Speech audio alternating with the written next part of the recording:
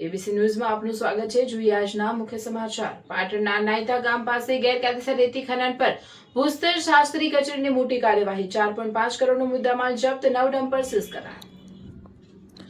પાટણ જિલ્લાના નાયતા ગામ પાસે ભૂસ્તર શાસ્ત્રી કચેરીની ટીમે ગેરકાયદેસર રેતી ખનન અને વહન સામે કડક કાર્યવાહી હાથ ધરી છે। નાયતા ગામના ગ્રામજનો તરફથી મળેલી વ્યાપક ફરિયાદોના આધારે ટીમે પાટણ સિહોરી માર્ગ પર અચાનક ચેકિંગ હાથ ધર્યું હતું। આ દરોડા દરમિયાન નિયમોનું અનાદર કરીને દોડતા 9 ડમ્પર ટ્રક ઝડપી પાડીને કુલ 4.5 કરોડનો મુદ્દામાલ જપ્ત કરવામાં આવ્યો છે। તપાસ દરમિયાન સાદી રેતી ભરીને જતા વાહનોની ચકાસણી કરતા માલુમ પડ્યું હતું કે 3 ડમ્પર રોયલ્ટી પાસ કે ડિલિવરી ચલણ વગર બિનઅધિકૃત રીતે રેતીનું વહન કરેલા હતા, જ્યારે અન્ય 6 ડમ્પરમાં રોયલ્ટી પાસ કે ડિલિવરી ચલણમાં દર્શાવેલ વજન કરતાં વધુ રેતીનો જથ્થો ભરેલો હતો।